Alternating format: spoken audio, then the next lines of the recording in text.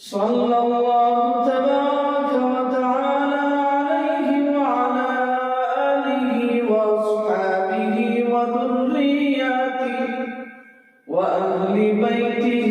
أجمعين.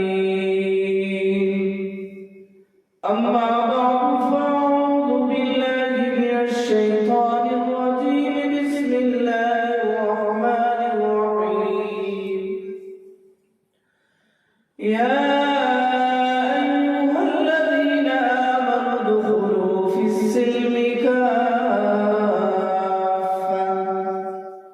صدق الله العظيم وصدق رسوله النبي الكريم.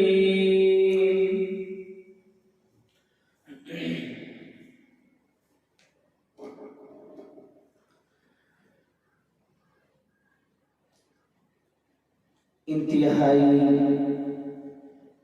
احترام کے قابل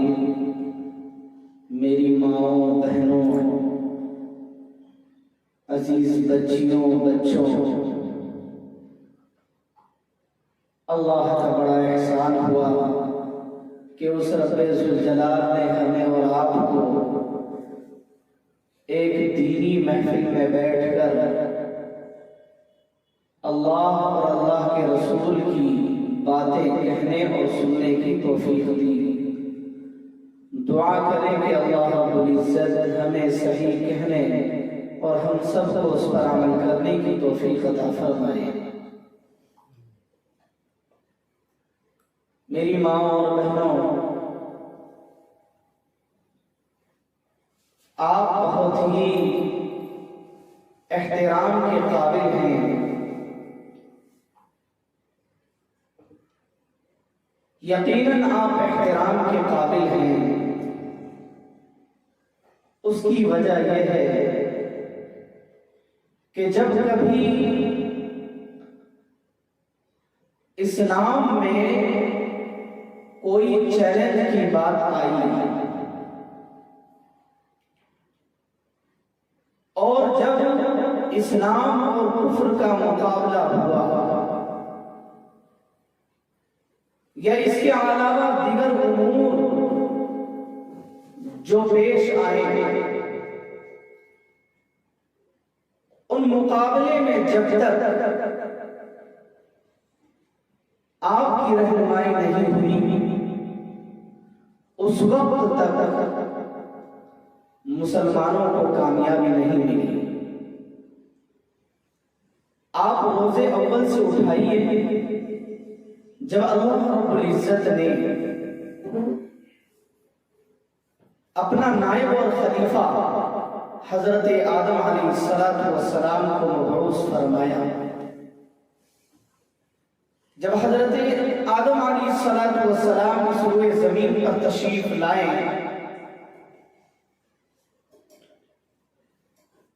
تو وہ بالکل ادھورے تھے. لانے کا مقصد ان سے ذریت اور نسل چلانی تھی، لیکن حضرت آدم علیہ السلام ذریت اور نسل نہیں چلا سکتے تھے. اس ذریت کو آگے بڑھانے کے لیے اللہ رب العزت نے حضرت آدم علیہ السلام کی ہم سفر اور جو ان کے ساتھ مل کر ذریت اور نسل کو آگے بڑھائیں گی اما حوا علیہ السلام کو مبعوث فرمایا. اسی پر بس نہیں، ہم اور آپ ہمیشہ حضرت ابراہیم علیہ السلام اور ان کے بیٹے حضرت اسماعیل علیہ السلام کے قصے پڑھتے بھی ہیں اور سناتے بھی ہیں، اور ہم یہ کہتے ہیں کہ انہی دونوں بزرگ کی قربانی ہے کہ حضرت ابراہیم علیہ السلام نے خواب دیکھا اور حضرت اسماعیل علیہ السلام ذبح ہونے کے لیے تیار ہو گئے. لیکن اصل بات یہ ہے کہ وہ غیر ذی زرع وادی میں اگر حضرت حاجرہ علیہ السلام وہ خدمات انجام نہیں دیتی جو حضرت ابراہیم علیہ السلام نے حضرت اسماعیل کو ایک غیر ذی زرع وادی میدان چٹیل میدان میں جنگل میں چھوڑ کر آئے تھے، دور دور تک پانی نہیں تھا اور نہ غذا میسر تھا، لیکن حضرت حاجرہ علیہ السلام بہت ہی حوصلہ اور ہمت کے ساتھ کام لیتی ہیں، اور جب پانی کی بات آتی ہے یا دیگر امور کی بات آتی ہے تو ان تمام چیزوں کو مہیا کرنے والی اللہ کے لیے وہ اللہ کی بندی صبر کرنے والی اللہ کے دربار میں حاضر ہو کر کے اللہ سے غذا اور پانی کو مانگنے والی وہ حضرت حاجرہ علیہ السلام ہے کہ جب وہ کبھی صفا اور کبھی مروہ تو کبھی صفا جب یہ چکر لگا رہی تھی اللہ رب العزت کو یہ ادا اتنی پسند آئی اللہ نے شریعت کا نزول فرما دیا اور یہ اعلان کر دیا ان الصفا والمروہ من شعائر اللہ، یعنی جتنے بھی حج کرنے والے ہوں گے، جتنے بھی عمرہ کرنے والے ہوں گے، خواہ وہ وقت کے نبی ہو، خواہ وہ وقت کے ولی ہو، خواہ وہ وقت کے بڑے سے بڑے اولیاء کرام ہو، بزرگان دین ہو، ان کا حج اور ان کا عمرہ اس وقت تک قبول نہیں ہو سکتا جب تک کہ وہ حضرت حاجرہ علیہ السلام کے نقش پا یعنی صفا اور مروہ کا چکر نہ لگائے۔ بتائیے چلا کہ حضرت ابراہیم حضرت اسماعیل علیہ السلام وہ قصے وہ کہانیاں وہ تاریخ اس وقت تک نامکمل ہوگی جب تک کہ حضرت حاجرہ کا نام نہ لیا جائے۔ اور اسی پر بس نہیں، حالات ہم اور آپ جانتے ہیں کہ حالات بد سے بدتر آ چکے ہیں۔ ابھی ہمارے حضرت علامہ و مولانا سید نقیب الامین صاحب دام فیوزہم شیخ الحدیث و محتمم مرکز العلوم حضرت فرما رہے تھے کہ حالات بد سے بدتر ہو چکے ہیں، اور اس کی وجہ یہ ہے کہ سارے افعال اور کارنامے ہمارے ہیں۔ وما اصابکم من مصیبت فبما کسبت ایدیکم ویعفو عن کثیر، تمہارے سامنے جو حالات آتے ہیں وہ اللہ رب العزت اپنی جانب سے نہیں بھیجتے، بلکہ تم ایسے کارنامے انجام دیتے ہو تمہارے کیے ہوئے کی وجہ سے، اور تمہارے کیے ہوئے کی سزا اللہ رب العزت عطا کرتا ہے۔ لیکن حالات یہ ایسے ہیں جو ہمارے سامنے ایک چیلنج ہے، لیکن اس چیلنج میں میری ماں اور بہنوں میں آپ سے درخواست کرنا چاہتا ہوں، اس چیلنج میں مسلمان اسی وقت تک کامیابی حاصل کر سکتے ہیں جب اس چیلنج اور اس مقابلے کے عالم میں اس دور میں آپ ان کا ساتھ دیں۔ میں آپ کو بتاؤں حالات اس سے پہلے اور بگڑے ہوئے تھے۔ حضرت موسیٰ علیہ السلام کا زمانہ دیکھیے، فرعون جو اپنے آپ کو یہ کہا کرتا تھا انا ربکم الاعلی، میں ہی تم سب کا رب ہوں، اور حال یہ تھا قوموں کی حالت یہ ہو چکی تھی کہ پوری قوم فرعون کو رب ماننے پر مجبور ہو چکی تھی، ان کے سامنے کوئی چارہ نہیں تھا۔ لیکن ایسے وقت میں اللہ رب العزت ایک بندی کو مبعوث فرماتی ہے اور وہ بلوغت کو پہنچتی ہے، اس کے بعد حالات میں جبکہ فرعون کا یہ اعلان ہوتا ہے، فرعون کے دربار سے یہ اعلان ہوتا ہے کہ سنو مجھے یہ خوف طاری ہے، مجھے کسی نے یہ بتایا ہے کہ اس دور میں ایک نبی پیدا ہوں گے جو میری حکومت کو برباد کر دیں گے، میری حکومت کو نیست و نابود کر دیں گے، لہذا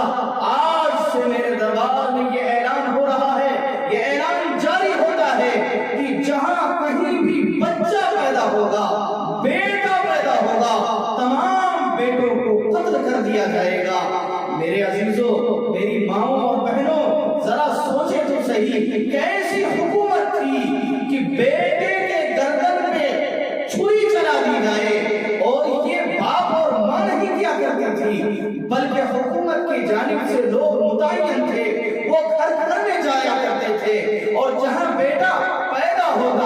بیٹوں کے لیتے اور زندہ درگور کر دیا کرتے تھے۔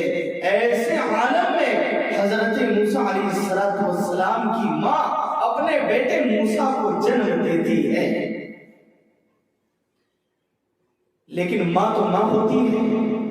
ذرا سوچئے اگر آج حکومت اعلان کر دے تو کیا عالم ہوگا، لیکن آج تو کوئی سختی نہیں ہے دوسرے کے مقابل میں، لیکن ہمیں اور آپ کو سبق لینا ہے کہ جب ایسے حالات آئے ہیں، کٹھن سے کٹھن موقع آئے ہیں، تو ایسے حالات میں ہماری ماؤں اور بہنوں نے کیا خدمات انجام دیے ہیں، اس پر غور کرنا چاہیے۔ چنانچہ حضرت موسیٰ علیہ السلام پیدا ہوتے ہیں، ماں بے چین ہو جاتی ہے۔ فرعون کے دربار میں یہ حکم پہنچتا ہے کہ فلاں کے گھر میں ایک بیٹا پیدا ہوا ہے، یعنی حضرت موسیٰ علیہ السلام کی خبر پہنچتی ہے۔ سرکاری وفد آتا ہے، ایک جماعت آتی ہے۔ حضرت موسیٰ علیہ السلام کا بچپن ہے، بچپن ہی میں اسے قتل کرنے کے لیے ایک جماعت سرکار کا وفد آتا ہے، لیکن اللہ رب العزت اس بندی کو حوصلہ دیتے ہیں۔ اللہ رب العزت نے قرآن مجید کے اندر وحی کا اوحا کا لفظ استعمال فرمایا، وحی کا لفظ استعمال فرمایا، یعنی اللہ رب العزت نے اس بندی کو، حضرت موسیٰ کی ماں کو یہ تعلیم دیا، یہ بات سکھلائی کہ سنو، تمہیں گھبرانے کی ضرورت نہیں ہے، یہ وقت کا پیغمبر بنے گا، میں اس کا رب ہوں، اور میرا یہ چیلنج ہے کہ میں اس بچے کی حفاظت کروں گا، لیکن اگر سرکاری وفد آئے تو گھبرانے کی ضرورت نہیں ہے۔ ایک لکڑی کے جو پیٹی ہے، اس پیٹی میں اسے بند کر کے اس صندوق کو آپ دریا میں ڈال دیں۔ میری ماں اور بہنوں، آپ بیٹھی ہیں، ذرا بتائیے کیا ماں کی مامتا یہ گوارا کر سکتی ہے کہ ایک چھوٹے دودھ شیر خوار بچہ اسے صندوق میں بند کر کے دریا میں چھوڑ دیا جائے؟ کیا ایک ماں کی مامتا یہ گوارا کر سکتی ہے؟ کیا ماں نہیں جانتی؟ ماں کی مامتا اور ماں کی محبت یہ نہیں جانتی کہ دریا میں روانگی ہوتی ہے، سیلاب ہوتا ہے، نہ جانے کہاں بہا کر لے جائے، لیکن اس ماں نے قربانی دی، اس ماں نے اپنے جگر گوشے کو اپنے سینے سے، اپنے گود سے الگ کیا اور صندوق میں رکھا، اور پھر اس صندوق کو بند کر کے اس دریا میں، جس دریا کا حکم تھا، اس دریا میں بہا دیتی ہے۔ لیکن اللہ رب العزت حضرت موسیٰ علیہ السلام کی ماں سے دو چیزوں کا وعدہ کرتے ہیں۔ پہلی چیز کا وعدہ یہ ہے کہ میں انہیں وقت کا نبی بناؤں گا، اور دوسری چیز کا وعدہ یہ ہے کہ میں تمہاری ان سے ملاقات بھی کروں گا۔ وقت اجازت نہیں دیتا کہ تفصیلی بات کی جائے، لیکن اشارتاً میں یہ سمجھانا چاہتا ہوں کہ ذرا غور کریں کیسے حالات تھے۔ حکومت کی طرف سے یہ اعلان ہو جانا کہ سارے بچوں کو قتل کر دیا جائے، ایسے عالم میں اس ماں نے کیا زبردست خدمت انجام دی ہے، اور کیا رو کر کے اپنے رب سے دعائیں کی ہیں۔ لیکن اللہ رب العزت نے حضرت موسیٰ علیہ السلام کی حفاظت کی، اور ایسی حفاظت کی، ایسی حفاظت کی کہ اردو کا مقولہ بن گیا کہ فرعون کے گھر میں موسیٰ پلتا ہے۔ ایک مقولہ ہو گیا، فرعون کے گھر میں موسیٰ پلتا ہے۔ اب جب بات آ گئی ہے فرعون کے گھر تک، تو آئیے آپ ہی کے مقام کے سلسلے میں بتاؤں آپ کی خدمات کیا ہے، آپ جن کے نقش قدم پر چلتی ہیں، چلنے والی ہیں، ان عورتوں کا مقام و مرتبہ کیا ہے، انہوں نے اس دین کے لیے کیا جانوں کی نذرانہ کس طرح پیش کی ہے، ذرا غور سے سنیں۔ میری ماں اور بہنوں،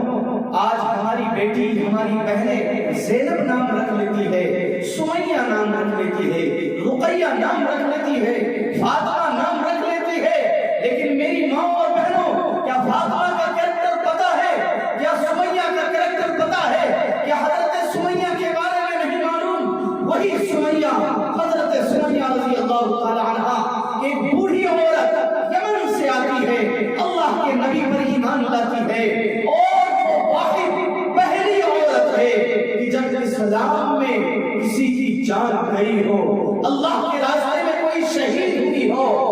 پہلی عورت حضرت سمیہ رضی اللہ تعالیٰ عنہا ہے کہ آپ کو پتہ نہیں کہ دشمنوں نے اس کے ایک پاؤں کو دوسرے گھوڑے پر اور دوسرے پاؤں کو دوسری جانب رکھ کر کے دوڑا دیا گیا اور اس سے کہا کہ سمیہ تم ایمان سے پھر جاؤ،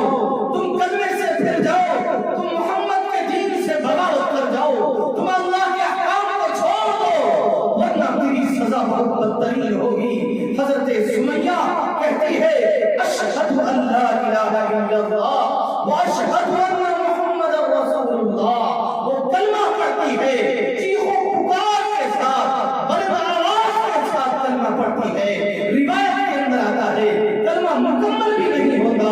اور وہ دشمنان نبی ایسے تیر مارتے ہیں کہ لوح المحفوظ سے چھلنی ہو جاتی ہے، لیکن اس دین کے لیے حضرت سمیہ رضی اللہ تعالیٰ عنہ قربان ہو جاتی ہے۔ میری ماں اور بہنوں، میں بتاؤں آپ کی مثال،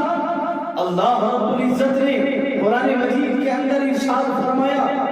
ضرب اللہ مثلا للذین آمنوا امرأة فرعون، اللہ اکبر کبیرہ۔ اللہ رب العزت فرماتے ہیں، مثال بیان کرتے ہیں، ضرب اللہ مثال بیان کرتا ہے، مثلا للذین آمنوا تمام ایمان والوں کے لیے، ان لوگوں کے لیے جو ایمان لائے ہیں۔ اتنی بات تو ٹھیک تھی کہ اللہ رب العزت ایمان کی مثال پیش کر رہے ہیں، لیکن آگے جب اللہ رب العزت ارشاد فرماتے ہیں امرأۃ فرعون، امرأۃ کے معنی ہے عورت، عورت کی مثال بیان کرتے ہیں کہ ایمان والوں سنو، ایمان کیسا ہونا چاہیے تو سنو، امرأت عورت کی طرح، اور آگے صرف عورت نہیں فرمایا امرأۃ فرعون، فرعون کی عورت، فرعون کی بیوی کی طرح۔ اگر وقت کے نبی،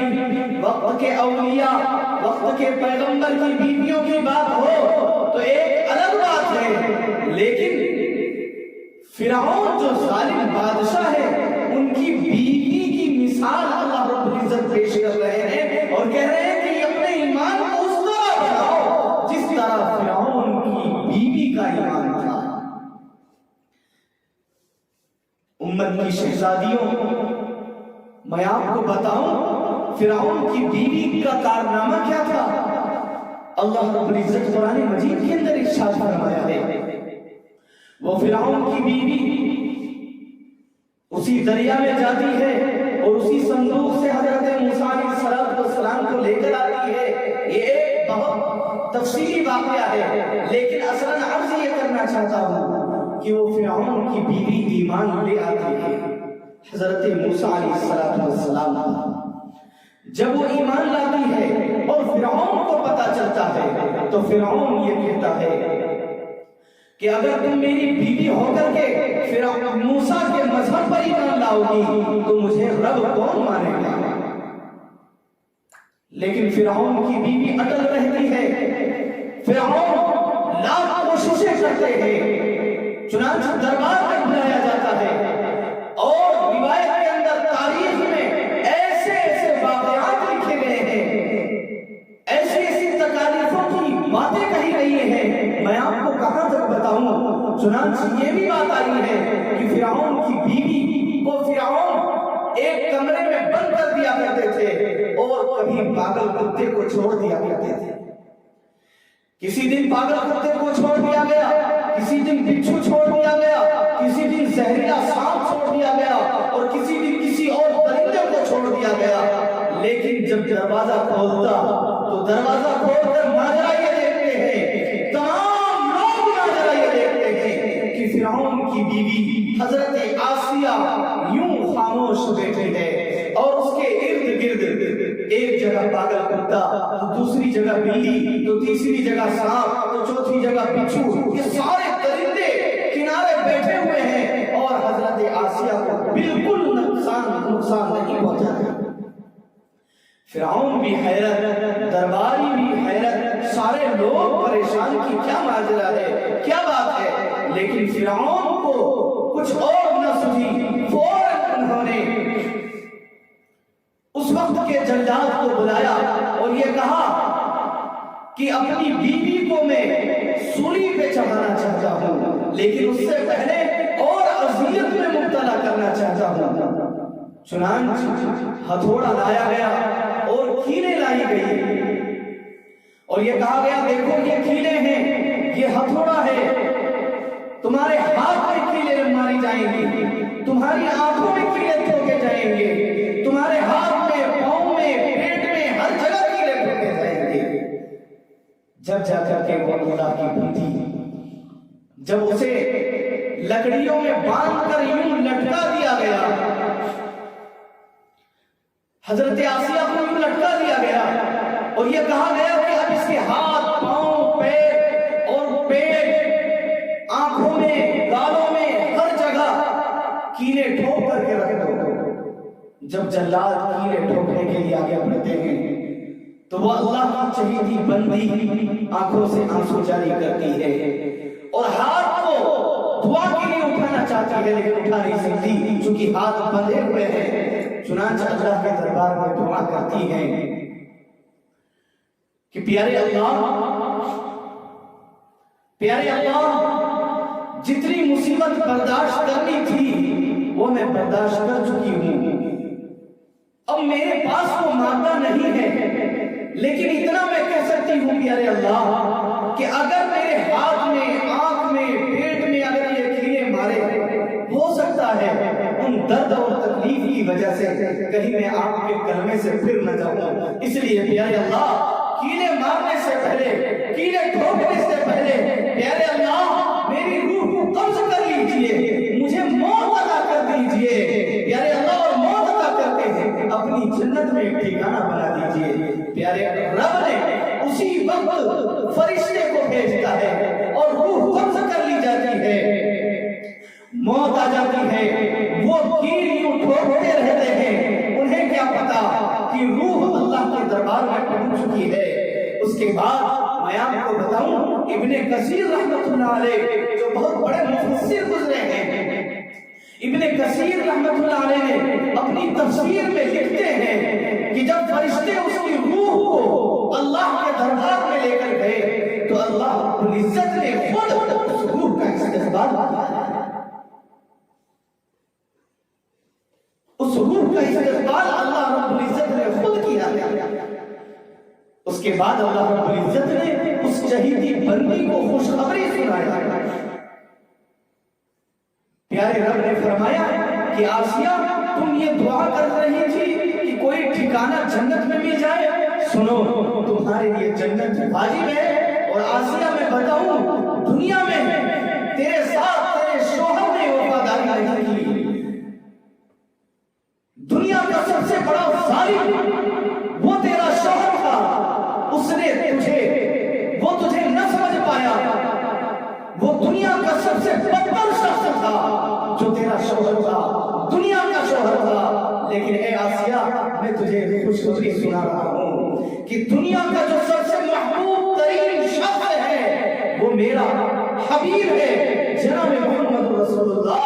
صلی اللہ علیہ وسلم ہے۔ اے آسیہ جنت تمہارا ٹھکانہ ہے اور کل آخرت میں خود تمہارا نکاح حضرت محمد کے ساتھ کراؤں گا اور اخروی شوہر تمہارا محمد رہے گا۔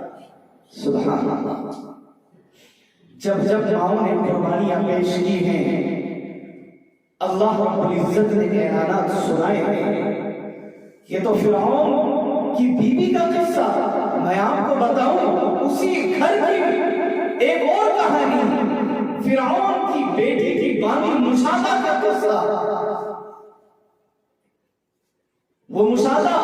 وہ فرعون کی بیٹی کی بانی، وہ ایک روز سر پہ کنگھی کر رہی تھی، وہ بھی ایمان والی تھی، ایمان لا چکی تھی حضرت موسیٰ علیہ السلام پر، ایک مرتبہ کنگھی کر رہی تھی، اچانک کنگھی سر سے گر جاتی ہے، وہ فوراً اس کی زبان پر لا الہ الا اللہ کا کلمہ آ جاتا ہے۔ وہ کہتے ہیں کہ ایک دم بھی محبت چھپ نہ سکی جب تیرا کسی نے نام لیا، فوراً پڑھتی ہے لا الہ الا اللہ موسیٰ کلیم اللہ۔ فرعون کی بیٹی سنتی ہے اور کہتی ہے کہ اے موسیٰ یہ کیسا کلمہ تم پڑھ رہی ہو؟ کیا تم میرے والد کے علاوہ کسی اور کو رب مانتی ہو؟ تو وہ مشاہدہ وہ باندھی کہتی ہے کہ سنو شہزادی، تمہارا رب وہ اللہ ہے، اور تمہارے والد کا بھی رب وہ اللہ ہے، جس نے حضرت موسیٰ علیہ السلام کو پیغمبر بنا کر مبعوث فرمایا۔ فرعون کی بیٹی دیش میں آتی ہے اور فوراً اپنے والد کے پاس جاتی ہے اور کہتی ہے کہ بابا جان، آج ایک عجیب واقعہ پیش آیا، وہ مشاہدہ جو میری باندھی ہے وہ تو کسی اور رب کو مانتی ہے، حضرت موسیٰ پر ایمان لا چکی ہے، اس کا کچھ کیا جائے۔ چنانچہ فرعون یہ اعلان کرتا ہے کہ اس باندھی کو دربار میں لایا جائے۔ اس باندھی کو دربار میں لایا جاتا ہے، وہ باندھی کھڑی ہے، سامنے اس کی دو بیٹیاں موجود ہے، وہ بھی اپنی ماں کے سامنے کھڑی ہے، اور گود میں ایک دودھ شیرخوار بچہ، دودھ پیتا بچہ بھی موجود ہے۔ اس باندھی سے فرعون کہتا ہے کہ اے باندھی، اب بھی وقت ہے، سدھر جاؤ اور موسیٰ کے کلمے سے بغاوت کر جاؤ، اس رب کو چھوڑ کر مجھے رب مانو۔ لیکن وہ باندھی باز نہ آتی اور یہ کہتی ہے کہ فرعون، تیرا رب بھی وہ خدا ہے اور تیرے درباریوں کا رب بھی وہ اللہ ہے، میں اسی کو رب مانتی ہوں، تجھے رب نہیں مان سکتی، تو اللہ نہیں ہو سکتا، تو خدا نہیں ہو سکتا، تو خود محتاج ہے، تو غنی نہیں ہو سکتا۔ یہ ساری باتیں اس باندھی نے کی، لیکن فرعون کو غصہ آتا ہے۔ فرعون کہتا ہے کہ یہ باندھی جب باز نہیں آ رہی ہے تو سنو، تانبے کی کڑھائی لائی جائے، اس کڑھائی میں کھولتا ہوا تیل رکھا جاتا ہے اور اسے اتنا جلایا جاتا ہے کہ وہ آگ کی مانند ہو جاتا ہے۔ جب آگ کی مانند ہو جاتا ہے تو یہ حکم دیا جاتا ہے کہ پہلے ان کی دونوں بچیوں کو اس کڑھائی میں ڈال دیا جائے۔ چنانچہ ماں موجود ہے، ایک شیرخوار دودھ پیتا بیٹا کو لے کر کے اپنے سینے سے لگا کر ماں کھڑی ہے، اور بغل میں دو بیٹی اور ہے۔ ان دونوں بیٹیوں کو پکڑا جاتا ہے اور دونوں بیٹیوں کو لے جا کر کے اس کڑھائی میں ڈال دیا جاتا ہے۔ خدا کی قسم، میں کیا بیان کروں، ان دونوں بیٹیوں کو ڈالنا تھا کہ فوراً وہ دونوں بیٹیاں جل کر راکھ ہو جاتی ہے، کباب بن جاتی ہے، ماں کی ممتا جوش میں آتی ہے، لیکن ماں کر بھی کیا سکتی ہے، مجبور تھی، بے کس تھی، اللہ کے دربار میں سوال کرتی ہے، پیارے اللہ، اگر آپ راضی ہیں تو میں بھی راضی ہوں، اگر آپ راضی ہیں تو میں بھی راضی ہوں، اسی پر بس نہیں۔ فرعون کہتا ہے اب بھی اگر باز نہیں آتا تو سنو، اس سینے میں جو بچے کو لیے ہوئے ہیں، اس دودھ پیتے بچے کو لو، جب جا کر کے اس کا دل پسند جائے گا۔ اتنا کہنا تھا، درباری اس کے بچے کو سینے سے جدا کرتا ہے۔ میری ماں اور بہنوں، آپ جانتی ہے کہ آپ اپنے بچوں سے، اور خصوصاً وہ بچہ، وہ بیٹا جو دودھ پیتا بچہ ہو، جو سینے سے لگایا جاتا ہو، ان بچوں کو، ایسے بیٹے کو آپ کے سینے سے اگر کوئی جدا کر دے اور اسے مارا جائے، میری ماں، خدا کی قسم، اپنی آنچل کو پکڑ کر، اپنے سینوں کو پکڑ کر ذرا مجھے بتائیے آپ کے دل میں کیا گزرے گا، کیسی مصیبت سر پہ آ پڑے گی۔ لیکن میری ماں اور بہنوں، سنو تو اس شہزادی کا واقعہ، اس اللہ کی نیک بندی کا واقعہ سنو۔ اس سینے میں سے اس کے بچے کو جدا کیا جاتا ہے،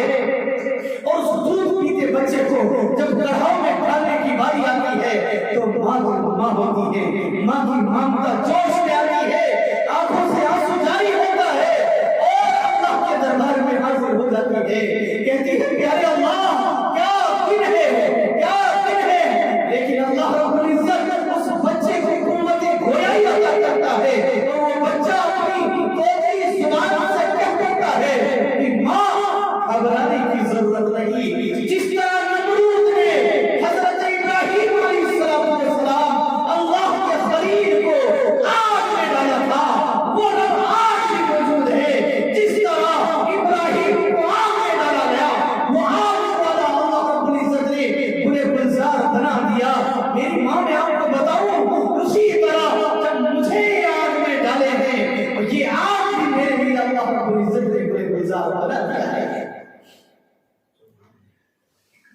میری ماں اور بہنوں، اس کے بعد اس ماں کو بھی اس کڑھاؤ میں ڈال دیا جاتا ہے، لیکن اس ماں کی ایک فریاد ہوتی ہے کہ فرعون بس اتنا کرنا،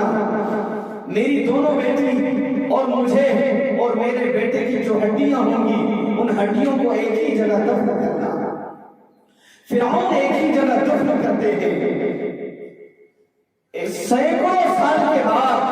عرصے دراز کے بعد، میری ماں اور بہنوں، اس بندی کو کیا مقام ملا ہے سنیں۔ سینکڑوں سال کے بعد جب اللہ کے نبی جناب محمد رسول اللہ صلی اللہ علیہ وسلم حضرت جبریل کے ساتھ معراج پر تشریف لے جا رہے ہیں، براق سواری ہے، اس پر اللہ کے نبی سوار ہے، جاتے ہیں، مصر کا ایک مقام آتا ہے، وہاں براق ٹھہر جاتا ہے، اللہ کے نبی ٹھہر جاتے ہیں، حضرت جبریل کے قدم تھمانے لگتے ہیں، کہتے ہیں پیارے حبیب کیا بات ہے، کیوں ٹھہرے ہیں، کیا ماجرا ہے؟ اللہ کے نبی کہتے ہیں اے جبریل اس جگہ سے بہت ہی بھینی اور بہت ہی اچھی خوشبو آ رہی ہے۔ حضرت جبریل کہنے لگے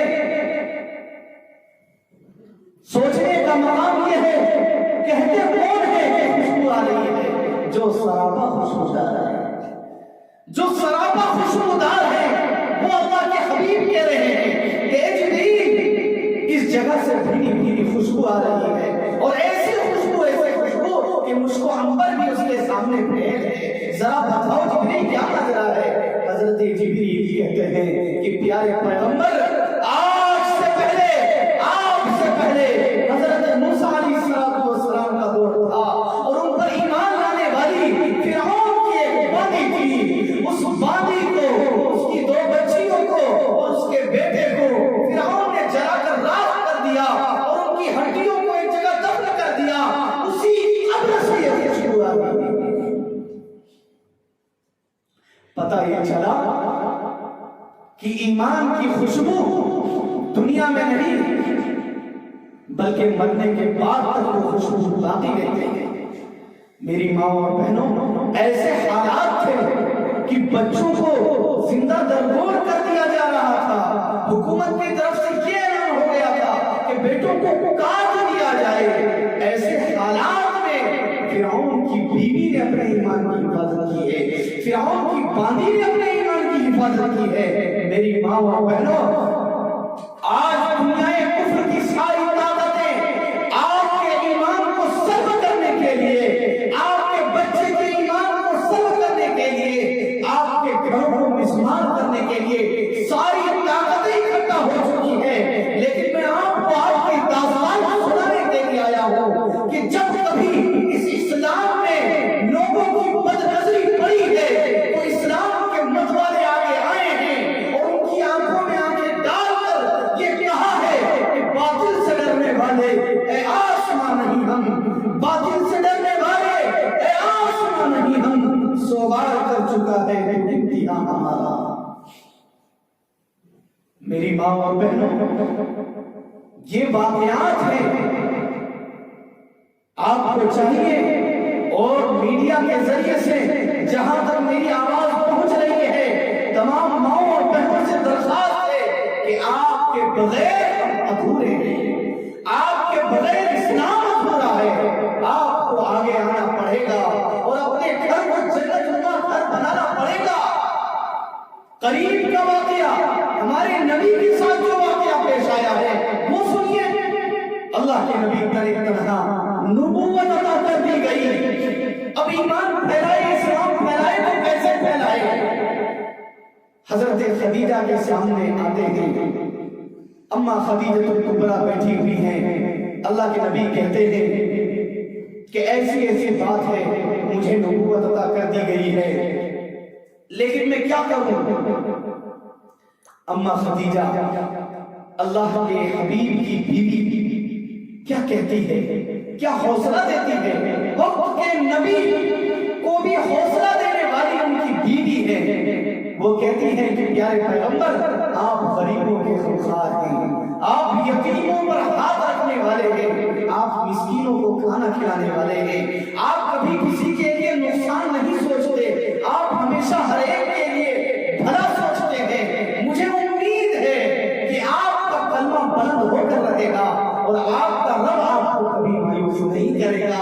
میرے حبیب اگر بات کرنے کی ہو تو آگے بڑھائیے ہاتھ. سب سے پہلے یہ خدیجہ پڑھتی ہے لا الہ الا اللہ محمد رسول اللہ صلی اللہ علیہ وسلم. میری ماں اور بہنوں علماء موجود ہیں, آپ ان سے معلوم کر سکتے ہیں کہ اس روئے زمین پر محمد کا کلمہ سب سے پہلے اگر کسی نے پڑھا ہے تو وہ عورت زہرا. سب سے پہلے حضرت خدیجہ کبریٰ نے کلمہ پڑھا اور ایمان لائی ہے. اللہ نے یہ دکھلا دیا, یہ اعلان کر دیا حضرت خدیجہ کبریٰ کے ذریعے سے کہ سنو ہر معاملے میں سب سے پہلے عورت آتی ہے. اور جب کبھی جس چیلنج کو لے کر کے جس مقابلے میں جب گھر کی اسلام کی بیٹیاں آگے آتی ہے, خدا کی قسم وہ چیلنج ہمیشہ اسلام نے جیتا ہے, ہمیشہ اسلام نے اس مقابلے کو جیتا ہے اور فتح و نصرت کی کامیابی ملی ہے. اس لیے میری ماں اور بہنوں اپنے گھروں کو جنت نما بناؤ. میں نے اس سے پہلے بھی کہا تھا آج بھی ہمیں خزانے پیدا ہو سکتے ہیں, آج بھی وقت کے ولی پیدا ہو سکتے ہیں, آج بھی وقت کے بڑے سے بڑے محدث پیدا ہو سکتے ہیں. اور کہتا چلوں آج بھی بھائی بن سکتے ہیں, ٹیپو سلطان یا صلاح الدین ایوبی پیدا ہو سکتے ہیں, بشرطے کہ میری ماں اور بہنوں آپ آگے آئے, اپنے گھروں کو جنت نما بنائے اور ایسا قائد آپ بھی دے سکتی ہیں. اس لیے کہ جب اس امت کو اس روئے زمین کو قائد ملا ہے تو اس کی ماں کی طرف جانا پڑے گی اور اس کی ماں کی تعلیم دیکھنی پڑے گی. ذہن میں فوراً ایک بات آیا ہے, ایک بات آئی ہے, وہ واقعہ آیا ہے, میں آپ کو بتاتا چلوں. عمر بن عبدالعزیز رحمۃ اللہ علیہ جو بہت بڑے قائد محدث عالم دین گزرے ہیں, بہت بڑے امیر گزرے ہیں, کہ جب خلافت ٹوٹنے لگی تھی اور حکومت کے اندر جب بہت ساری عیاشیاں اور طرح طرح کے گناہ داخل ہو چکے تھے, ایسے دور میں عمر بن عبدالعزیز رحمۃ اللہ علیہ حاکم اور قائد بنتے ہیں اور انہوں نے ایسی حکومت کی ہے کہ جس حکومت کو یہ کہا جاتا ہے کہ صحابہ نے جس طرح حکومت کی ہے, یعنی خلافت راشدہ کی حکومت ہے. لیکن وہ عمر بن عبدالعزیز رحمۃ اللہ علیہ کیسے پیدا ہوتے ہیں, ان کی تاریخ کیا ہے, تو میں آپ کو بتاؤں. امیر المومنین حضرت عمر فاروق رضی اللہ تعالیٰ عنہ, ان کی خلافت کا دور ہے, وہ حاکم وقت ہے, امیر المومنین ہے. بہت ہی مختصر بتاتا چلوں, امیر المومنین ہے, رات کا وقت ہے, گشت کرتے ہیں, ایک گھر کے سامنے بیٹھتے ہیں, بیٹھ جاتے ہیں, تھک جاتے ہیں اور تھکاوٹ کی بنا پر بیٹھتے ہیں, گھر کی باتوں کو سننے لگتے ہیں. اندر سے ایک بوڑھی ماں کی آواز آتی ہے جو اپنی بیٹی سے کچھ کہہ رہی تھی, اور وہ بات یہ تھی, وہ بوڑھی کہہ رہی ہے کہ بیٹی دودھ میں پانی ڈال دو. وہ بیٹی کہتی ہے کہ عمر بن خطاب کا دور ہے, خلیفہ حضرت عمر فاروق رضی اللہ تعالیٰ عنہ ہے. وہ بوڑھی ماں کہتی ہے کہ بیٹا کیا عمر فاروق دیکھنے کے لیے آ رہے ہیں, کیا رات کی تاریکی میں وہ دیکھ رہے ہیں؟ تو اس بیٹی نے کیا جواب دیا ہے؟ وہ بیٹی کہتی ہے کہ اماں جان عمر فاروق نہیں دیکھ رہے ہیں, لیکن عمر کا خدا تو دیکھ رہا ہے. حضرت عمر فاروق رضی اللہ تعالیٰ عنہ کو یہ بات بہت اچھی لگی. وہ گھر گئے اور اپنے سارے بیٹوں کو بلاتے ہیں اور کہتے ہیں کہ مجھے ایک لڑکی بہت پسند آئی ہے, میں نے تحقیق کی ہے کہ وہ ابھی کنواری ہے, بتاؤ تم میں سے کون شادی کرنا چاہتے ہو. چنانچہ حضرت عاصم ابن عمر وہ آگے آتے ہیں, حضرت عاصم رضی اللہ تعالیٰ عنہ آگے آتے ہیں اور کہتے ہیں کہ ابا جان میں شادی کرنے کے لیے تیار ہوں. حضرت عمر فاروق رضی اللہ تعالیٰ عنہ اپنے بیٹے عاصم کا پیغام اس کے گھر پہنچاتے ہیں. چنانچہ بات بن جاتی ہے, دونوں کا نکاح ہو جاتا ہے. حضرت عاصم کے جو بیٹا پیدا ہوتا ہے, یعنی حضرت عاصم کی بیوی وہی عورت جو خدا کا, جس کے دل میں خوف خدا تھا, جس کی وجہ سے حضرت عمر فاروق رضی اللہ تعالیٰ نے انہیں اپنے گھر کی بہو بنائی، اس عورت کے بدن سے، پیٹ سے حضرت عبدالعزیز رحمت اللہ علیہ پیدا ہوتے ہیں،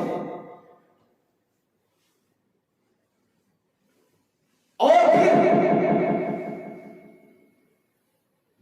حضرت عبدالعزیز رحمت اللہ علیہ، حضرت عبدالعزیز رحمت اللہ علیہ اور انہی کے بیٹے حضرت عمر رضی اللہ تعالیٰ عنہ پیدا ہوتے ہیں۔ پتہ یہ چلا کہ وہی حضرت عمر فاروق رضی اللہ تعالیٰ عنہ نے جو جسے اپنی بہو بنا کر اپنے گھر لے کر آئے تھے، اسی کی نسل سے وہ حضرت عمر بن عبدالعزیز رحمت اللہ علیہ پیدا ہوتے ہیں۔ پتہ یہ چلا کہ جس قائل کا بھی آپ نام لیجئے، میں کہاں تک آپ کو بتاؤں، جس قائل کو بھی آپ اٹھائیں گے، جس محدث کو اٹھائیں گے، جس مفکر کو اٹھائیں گے، اس کی ماں کی تاریخ نرالی ملے گی۔ چنانچہ میں نے اس سے پہلے بھی آپ کو بتایا تھا کہ حضرت بایزید بستامی رحمت اللہ علیہ، ان کے سامنے ان کی ماں کا واقعہ پیش ہے۔ ان کی ماں کی وجہ سے ان کی ماں اتنی پاکباز تھی کہ بایزید بستامی پیدا ہوتے ہیں، اور اخبار کے ذریعے سے میں نے پڑھا ہے، آپ حضرات نے بھی پڑھا ہوگا کہ خانہ کعبہ کے امام جو اس وقت صدر امام ہے، حضرت قاری عبد الرحمن السدیس دامت فیوزہم، وہ خود بتاتے ہیں کہ جب کبھی میری ماں مجھ سے ناراض ہوتی تھی اور غصہ ہوتی تھی تو وہ مجھے بددعا کے بجائے دعائیں دیا کرتی تھی، اور یہ کہتی تھی کہ جب بیٹا تم نے مجھے ستایا ہے، جاؤ اللہ تجھے خانہ کعبہ کا امام بنا۔ سبحان اللہ، کیا مائیں تھی۔ اس لیے میری ماؤں اور بہنوں اپنے گھروں کو جنت کا نمونہ بنائیں، جنت کا نمونہ بنائیں۔ اللہ کے نبی نے فرمایا تنکح المرأة لأربع، لمالها ولحسبها ولجمالها ولدينها فاصبر بذات الدين تربت يداك۔ میں نے جناب اللہ رب العزت قرآن مجید کے اندر فرماتے ہیں، جو آیت میں نے پڑھی تھی، یا ایھا الذین آمنوا ادخلوا فی السلم کافہ، کہ اے ایمان والو اسلام میں پورے طور پر داخل ہو جاؤ۔ میری ماں و بہنوں، آج میں آپ سے اتنی ساری باتیں کہنے کے بعد ایک بات کی درخواست کرتا ہوں، اور وہ یہ ہے کہ آپ عہد کریں کہ انشاءاللہ مکمل طور پر شریعت کا عمل کریں۔ ہلکی آواز میں کہہ دیں انشاءاللہ۔ اور شریعت میں عمل کرنے کی بہت ساری باتیں ہیں، لیکن ان میں ایک بات میں آپ سے کہنا چاہتا ہوں کہ جب شادی بیاہ کی بات آئے اور شادی بیاہ کا موقع آئے اور اپنے بیٹے کے لیے جب رشتے کی بات ہو تو آپ کسی بھی گھر جائیں، ان کی مالداری کو نہ دیکھیں، نہ اس کا حسب و نسب دیکھیں، اور نہ لڑکی کی خوبصورتی دیکھیں، بلکہ آپ یہ دیکھیں کہ لڑکی کتنی خوبصورت ہے۔ جب خوبصورت بہو گھر آئیں گی تو آپ کا گھر جنت نما گھر بن جائے گا۔ جو ساس ہیں ان سے کہنا چاہتا ہوں کہ اپنی بہو کی قدر کریں، انہیں اپنی بیٹی بنا کر رکھیں، اور جو بہو ہیں ان سے میں درخواست کرتا ہوں اپنی ساس کی قدر کریں، جس طرح آپ اپنی ماں کو چاہتی ہے، یہ بھی کہ آپ کے شوہر کی ماں ہے، انہیں بھی ماں کا درجہ دیں۔ اس طرح اگر ہم زندگی گزاریں گے اور اپنے بچوں کو اسلامی تعلیمات دیں گے تو انشاءاللہ ہمارا گھر جنت نما گھر ہو جائے گا۔ اللہ ہمیں کہنے، آپ کو سننے سے زیادہ عمل کرنے کی توفیق عطا فرمائے۔ وما علینا الا